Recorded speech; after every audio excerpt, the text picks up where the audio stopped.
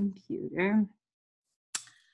Good morning, everyone. I am so excited to have Nicole Powell with us today as a guest. Okay, and this is Sandra Alexei from My Personal Muse and from Game Changer. It's all about self-discovery and the new model of relationships.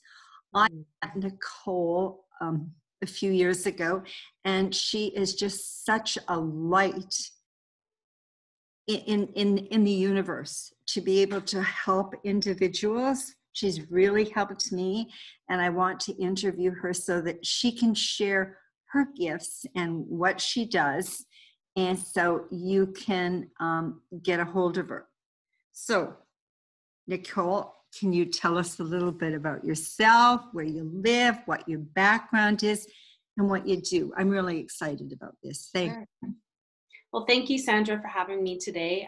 You're someone I look up to quite a bit as an astrologer, and I love referencing your work. So when people are like, I don't know what's going on, I can always go back to your work and say, well, Sandra says this and this and this, because I believe astrology is such a big part of what's going on in the world, and we have it or we not, and it's much easier if you live life when you're connected to astrology.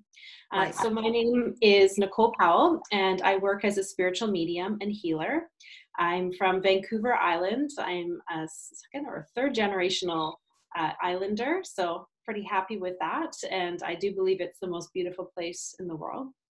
My husband and I, Matthew, who does Grail House coaching and the Gene Keys, we live up here in Mill Bay, and we live on a 5-acre farm, and we have our own little cottage-style house with our dog and our little cat we just got named Simba just last week.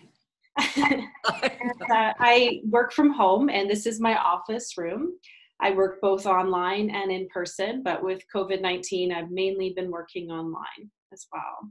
So my work as a spiritual medium and healer, it started in about 2007, and with my own spiritual journey and just always being drawn to this type of work.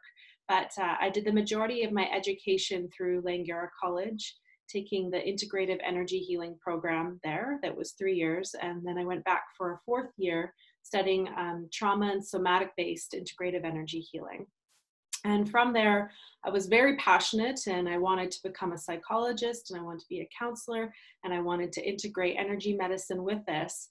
But being such a creative person and being more tactile and feely, I found it very difficult to go down to the psychology model as well as the university model too. And within 3 years of studying psychology, I completely put it to rest and decided to spend more time studying energy medicine, but as well as psychic and mediumship. So I started taking trips down to the UK and parts of Europe, where I studied at the Arthur Findlay College of Psychic Science. And I got very much into spiritualism as well. And I've been studying that for about 6 years now too. And with my work as a healer, a medium, I've definitely moved into a combination of not only being able to connect with the spirit world, but also working with energy that's present and working with people intuitively, connecting in with what's going on in the moment. And which is one of my favorite works is energy work, because I really feel that that helps bring people their power back into this moment, and recognizing that every choice that they make has a reaction in how you live in this world. That sounds so great, because it is all about self-discovery. Mm-hmm. It's about knowing oneself and tuning into oneself, and that's basically where the whole idea about the energy medicine and everything is so powerful, and is only going to get more powerful. Yeah.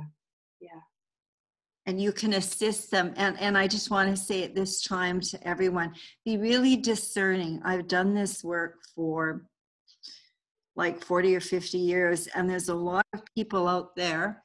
And Nicole, I really respect you. I trust you, and I recommend you for people that are working in with their healings, with if they want to get in touch with people on the other side, or they're having their own energy challenges or whatever, is I recommend that they contact you. And I recommend that they're very discerning. Mind you, it's not up to me to control. Everybody has to be able to have their own experience. That's one of the reasons I wanted to present you so that people can contact you. And I also know that you've been doing some painting. Yeah. So you can see behind me a painting there of a cat. I do seem to have a style. I really like working with abstract and colors to being able to see some of the visions I see in auras around people. And I have an infinity with cats.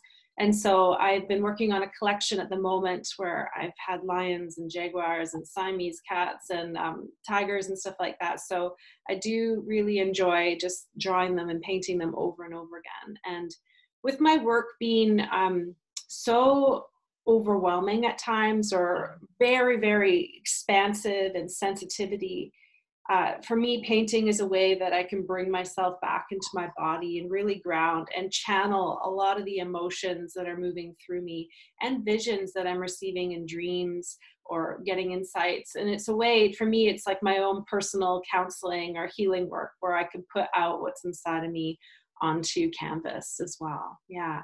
I went through a period where I was selling a lot of my spirit art, but now it seems like my paintings are taking longer and longer to create, like months on ends or hundreds of hours. And I've just been, working on those and hoping to build up a big enough collection that maybe I can start selling prints again too. That's excellent. And so I have to ask you a thing.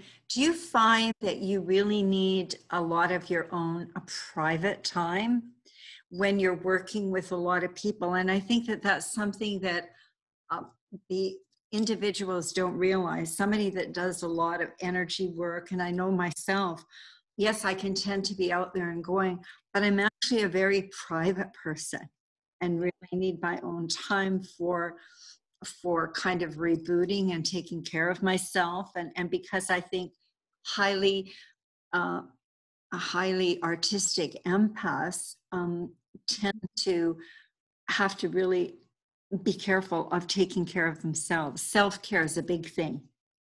Yes, it actually shocks me how much downtime and alone time I really need to be a functioning human being in this world. COVID-19, when that broke out in March, I felt like it was the happiest I'd ever been when I took my calendar and erased everything and got to reset and be in full isolation for months on end. And I do find that when I go into that expansive state from readings, I do have to contract back to myself. So over the years, I've really had to monitor myself of how much of that time can I spend in that extended power and how much do I need for myself as well. So I've created a balance to being able to know how much I give before it starts to maybe come from my mind and stops coming from the spirit world, and how much I need to spend recharging my energy, because sometimes it feels like I'm training as an athlete, and if I don't stay 100% focused, then I can't do this work as well. Right, exactly. So another thing, when we talk about the work that you do, for me, it's always about aligning with source or divine. I can't say a specific name because there's just too much. It's a source, it's the life force, it's the universal force, it's consciousness or whatever. And so it's about connecting with that and keeping connected. And I do know that you had shared a meditation with me. It was grounding meditation. And it's interesting because I took transcendental meditation years ago and had my own mantra and everything. And I've tried many different things.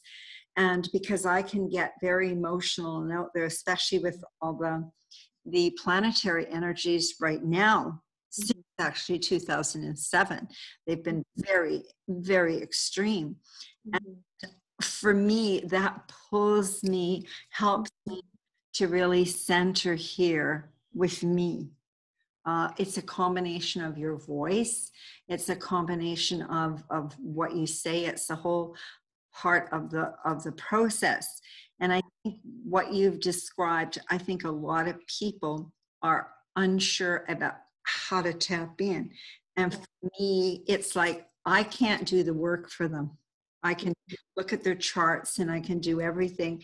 And I can always say, I can help you take you to the base if you're playing baseball, but you've got to hit the ball. And so I'm sure that because I've had sessions with you, it's like we're not into that codependency anymore. We're really about interdependency now. So it's about having self-mastery. And so it's about giving them points on how they can start listening to their own intuition. Yeah. And I'm sure if you take them, you might go through, I don't know if you do like a coaching, but I've been asked to do sessions. So I would take them like it's a 3-month coaching or a 6-month coaching. On the other hand, they have to be prepared to put in the time because it's not about babysitting. No. Okay. Yeah. No, because then it's like having a child. Okay. Yeah. And it's like you want to be able to, what's the word? It's get them to be independent. Yeah, I can agree with that for sure. I do offer a few different services. Okay. And one of them I do offer it's called spiritual assessment / private mentoring. And it's a 50-minute session. And with that, we can look at people's spiritual gifts or where they're at, and as well as indicate some meditations and some homework into that session. And I don't do them so as frequent. I keep it more as needed because with my work, I don't want to see people too frequently, no more than twice a year or so, because I believe it takes time to integrate and to practice the work and let it develop before I'm able to kind of come back in and assist on the next piece as well. The other thing the other thing I offer is Circle, which is all moved online, and I will be offering that again in the fall, which is twice a month. And with that, we join as a group and more of a collective, and we do practice exercises and do meditations together and check in. And it's more me about getting other people to work and just being a guide to allow that circle to flow as well. I love that. Okay. Mm-hmm. And I like the other one. What did you say? It's like once or twice a year. And that's to me very important. So on my website, I have that it's like maintaining a vehicle, because basically our body is our vehicle. Okay. And if something happens to our body or we're in an accident, okay, it's just giving us a kind of a message. And so I always say it's really good to check in like a month before your birthday or whatever with astrology. So it gives you, the first chart is to tell you about is a self-discovery, but the transits are changing all the time. So it gives you an idea of what you're doing. But if somebody wants to come, I know there's people that would come every once a month. Totally. Want to do the work. They think if they have one reading, or if they, like I remember Jamie Farr's wife was one of the first ones in the USA to do Reiki. Okay. And she did it over, I think, in Hawaii. Spent years mastering it. Okay. And actually I was a spa consultant, and I had been in the industry for years. I've got a couple of books.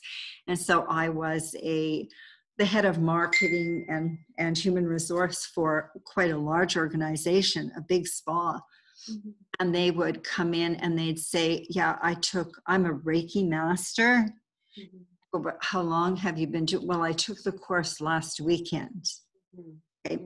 So I think you can talk about your journey. You should share your journey with what your education and background and learning and training and everything was over the years. And the same with mine.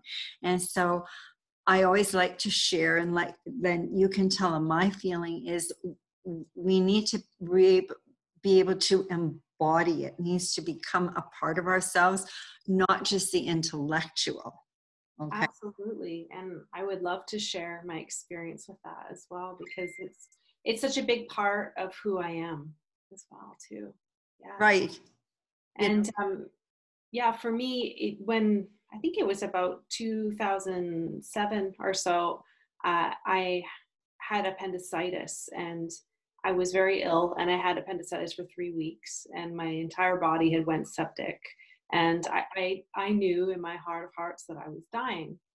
Mhm. And I asked my boyfriend at the time to drop me off at emergency, which I'd already been about 5 times in the past 3 weeks to, all times being sent away, told that it was nothing, and that this time I demanded blood work and I demanded an ultrasound and really asked and said, I can't leave until you do some tests. And I remember sitting in the emergency bed, and I was the only one in the room, and I was crying because I really wanted the help. And I remember a visit from an angelic being came to me, and it was like this glow of light, and it just arrived in the room and just lit up all around me.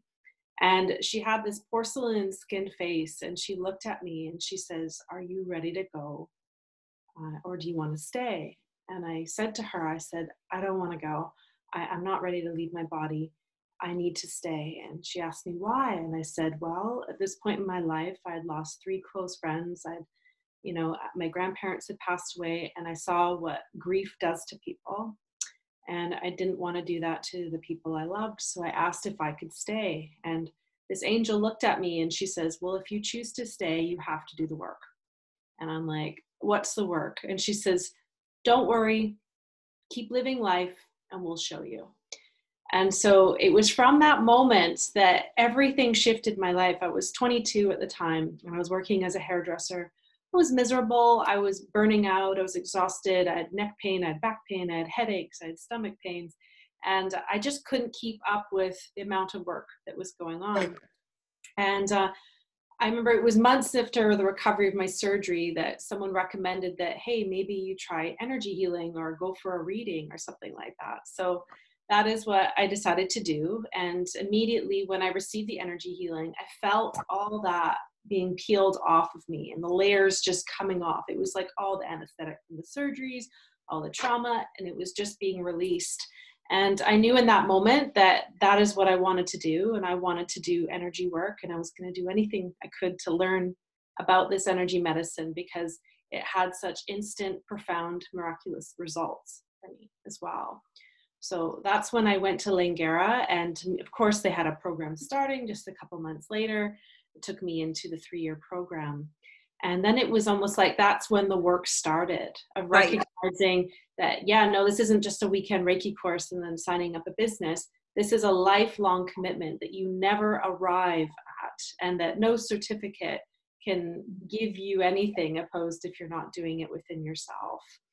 And so through that, that's when spirit started to come to visit me more often. I started seeing people's loved ones standing around the table, doing more lineage work, connecting in with past lives, and all the things that, in time, dimension, space, reality that would bring us into this moment.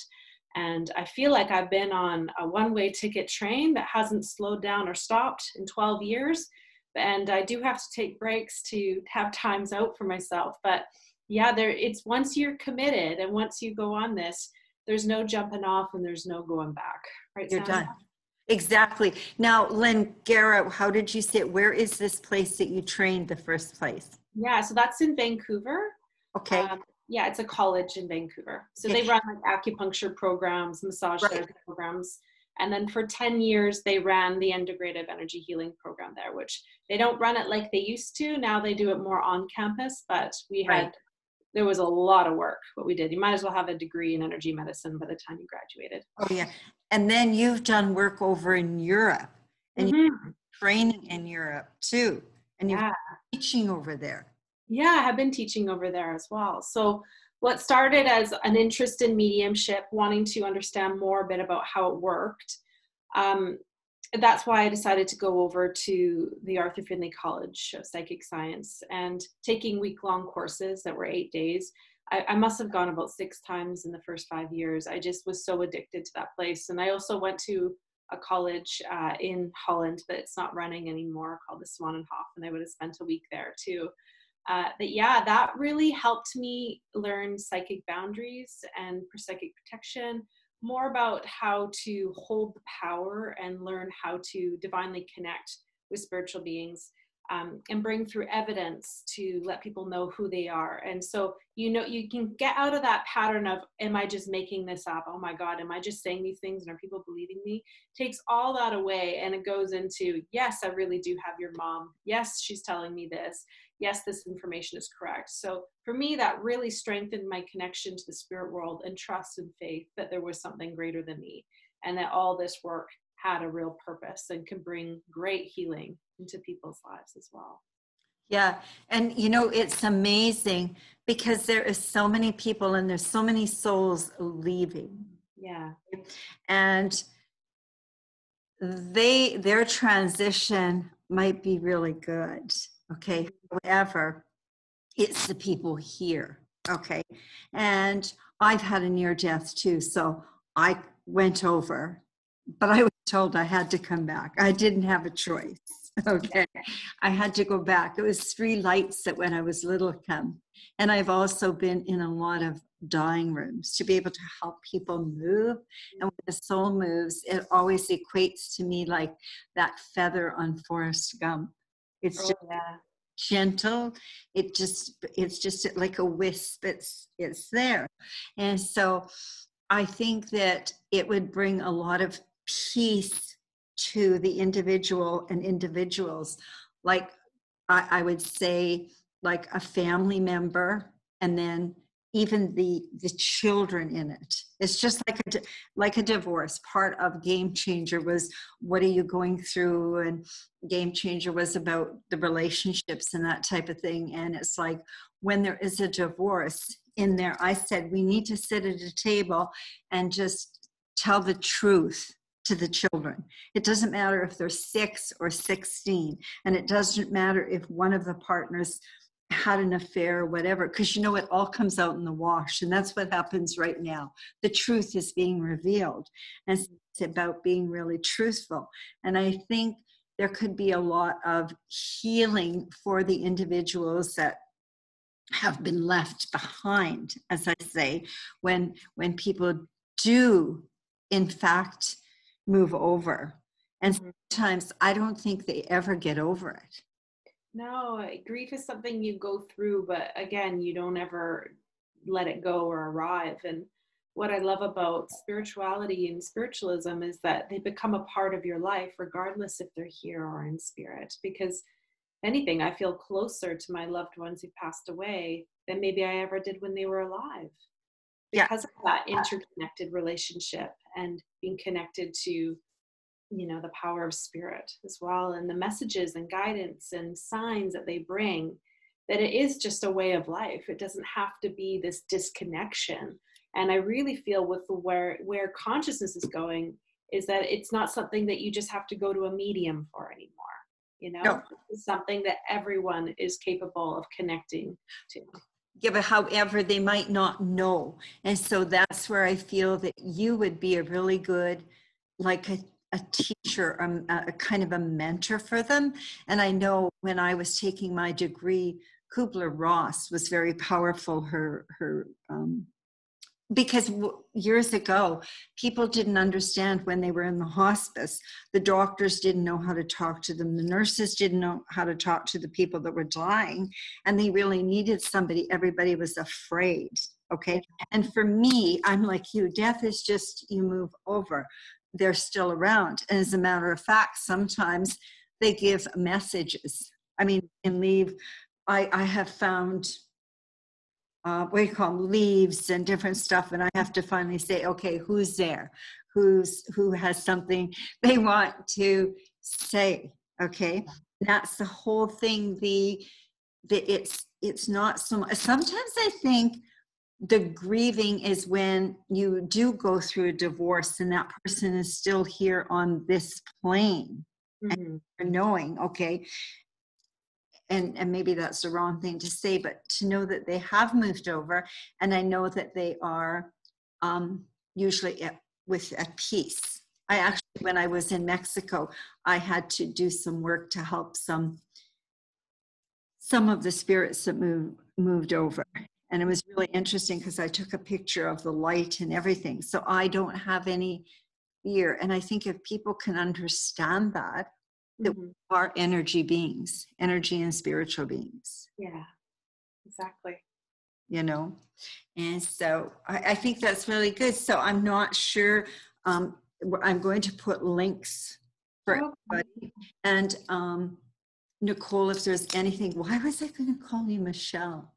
You say that all the time, but you know, when I was in school, in high school, I got called Michelle so much that I just started to respond to it. But that is weird, because I caught myself and there was like a Michelle. You must have had a really strong past life as a Michelle. I must have. Yeah, because that one comes up quite a bit. And, you know, Nicole and Michelle are two French names. So I feel like those ones get interwoven quite a bit too. But Michelle is a name that I almost started to respond to naturally. Right. Okay. So that one, Marie too. That one starts coming to me. So if you just want to let them know, if you want to kind of tie it up, Nicole, with anything that comes to you at this moment, wonderful. And I do hope everybody really enjoys comments. Please get a hold of Nicole. She has many different gifts, and she's offering different possibilities and opportunities for everybody, I would say. Yeah, and I really enjoy being interviewed by you, Sandra, so thank you for that. And I just want to let people know who are interested in connecting with me in the near future. Facebook's a great way for us to stay in touch. I do post on there quite a bit. And at the moment, my summer availability is full. So I'm just taking a week break before I open up my fall calendar. And I do plan on putting up some of the courses I'll be offering this fall, as well as my private reading availability. So be happy to work with people shortly soon. Perfect. And it's wonderful. And you have all kinds of animals now. I've seen the new cat. Yeah, so we got a new cat named Simba, and it's a funny story because that cat I painted was coming to me in visions. I just could not let it go. It was this Siamese cat over and over and over again. So I painted it. And as I was doing the finishing touches on the ear, a Siamese cat that looks identical to this one showed up on our land to be taken care of. And within a matter of a few weeks, he jumped through my bedroom window and has never left since. And so we now have a Siamese cat named Simba. And it's really funny because I say I painted him to life. Matthew's getting scared about the lion and jaguar paintings that I'm doing. It's like, oh God, what's next? So exactly. And then you have a little puppy. We have Ebony, our poodle. She's about 15 now. And then our neighbor on this farm has 2 goats and 2 horses. So we just had a baby colt born who's 4 weeks old today. And he is like the cutest little baby horse you've ever seen in your life. Jackson steals my heart. When Matthew puts a picture of him, he was doing a blue ball the other day. Yeah. Runs, and he has that little white heart. And so you have a wonderful life. And the whole thing is, I think that you have embraced it. You found your purpose. You found your gift. You found meaning. So it's not like it's work. You're doing what you were meant to do to assist humanity. And I believe that if people could find their purpose, they would find that meaning and just really enjoy. So it's not like, what's that movie where somebody said it was like, it was, they just went to work to collect a check. You know, in my early 20s, I took a ton of workshops and read a ton of books on life mission and what does that actually look like, and getting to know your own divine nature of what is your rhythm? What are you happiest around? Are you happiest around water or land or oceans or mountains? And, you know, what kind of relationships in your life? What is your house environment like? And I remember working through these workbooks and literally designing my life that felt completely in rhythm and nature with who I am, and always checking back with that, because I feel so quickly life can happen and demands can get put onto us. And we end up with, we end up with this life maybe in a city wearing suits that you don't like and jobs you don't like just to try and get ahead and make all the money, or you end up with 5 kids instead of maybe 1 or 2 that you know, and it's almost like people think just life just keeps happening. But I really feel when we're in our strength and loving ourselves and true to who we are, we have to pull back and assess, is this working for me? Is this what I felt guided to do? Is this what I really want? And I believe that's how you end up designing these beautiful lives for ourselves. Because I know Matthew and I couldn't be happier living on like a farm in nature, up island with each other, with a really beautiful marriage. And you know, a life of travel and doing both work that's meaningful for us. And we put that spiritual connection and that purpose first, and everything else falls into place and is details, right? So I just love feel that. that's what's important. And so if I had guidance to anybody, you know, who's maybe going through that part between 18 and 25, or when you're really trying to start to figure out where you want to go, it's follow the tracks of your heart and what feels right in here, because depression is wearing masks that no longer fit. Right. I like that. That's brilliant. So you could do another thing. My creative juices get going because I could see you facilitating something like that for like a group within that age, or even, you know, when it's really something, people want to retire. And I go, why do you want to retire? I say I semi-retire. I semi-retired about 5 times because I worked at different school boards, but that was later. And I think Richard's, that's the guy on one of the space shows. He said, he goes, retire from what? Retire from life? To me, it's like you are creative and you can do things. Like, look at Betty White. She's what, 98? Mm-hmm. And it's really interesting because she's a Capricorn with a Leo rising. Right. Yeah. So it's like about living your life, finding the fulfillment, that type of thing. And you know what I'd like to do? You can talk to Matthew about it. Is I'd really like to interview you and him as a couple. Oh, okay. Sometime as a couple. I want to get a different kind of age groups, and to say that, because basically self-discovery is about discovering yourself, and you've really shared a lot we can do for ourselves as individuals. And then it's about how do I actualize healthy, loving relationship where I'm looked after. It's out of necessity or out of need, or I'm afraid to be alone. Does that make sense? Oh yeah, that's a huge one. Yeah. Those are big. Okay, well, do you have anything else you want to say? And I want to thank you so much. I've been wanting to do this for months with you. As always, when the time is right, the time is right. And we have this huge, huge full moon eclipse on July 4th and 5th. This is such a big one. This will come in perfect for people. So okay. I really thank you a lot. Thank you so much, Sandra. And we appreciate all the work you do as well. Okay, now I need to figure out.